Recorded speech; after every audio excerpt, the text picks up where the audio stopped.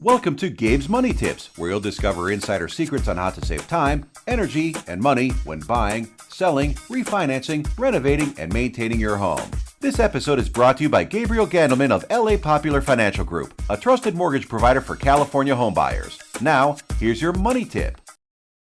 Okay, today we're going to talk about how to keep your kids out of debt. As you make plans for your children's post-secondary education, keep in mind that the average student's debt is currently almost $30,000, and it'll be even higher by the time your kids graduate. The truth is, most young people, and often their parents, can't afford that kind of debt. So it ends up damaging their credit rating and ability to buy a house and raise a family.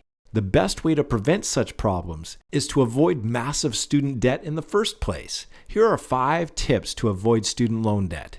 Tip number 1. Think return on investment. Choose a program you like, but also focus on what the job prospects are and how much they pay. An expensive degree doesn't make sense if you end up earning minimum wage. Tip number 2. Avoid non-government student loans.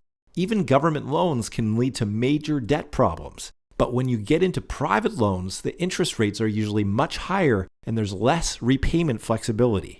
Tip 3. Apply for every scholarship and grant you can find. Even if your marks weren't fabulous and your parents aren't poor, you may still qualify for aid. Some scholarships are based on volunteerism, community interest, non-academic skills, etc. Talk to a guidance counselor or financial aid office and do lots of research. Tip number 4. Find a school that's looking for someone like you. Each school has its own selection criteria based on student talents, interests, background, needs, etc. Finding the one school that really wants you can result in reduced fees, scholarships, and other perks. But be sure to discuss all this with the school before you enroll. That puts you in a much stronger negotiating position.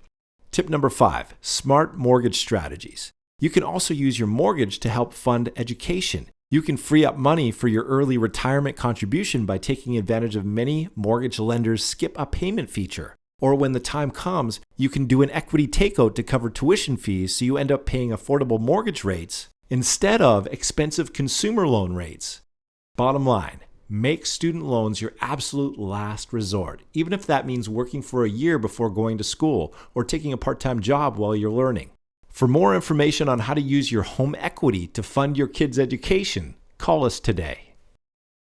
Thank you for tuning into this episode of Gabe's Money Tips. If you have any questions or comments, please call Gabriel today at 844-827-1198.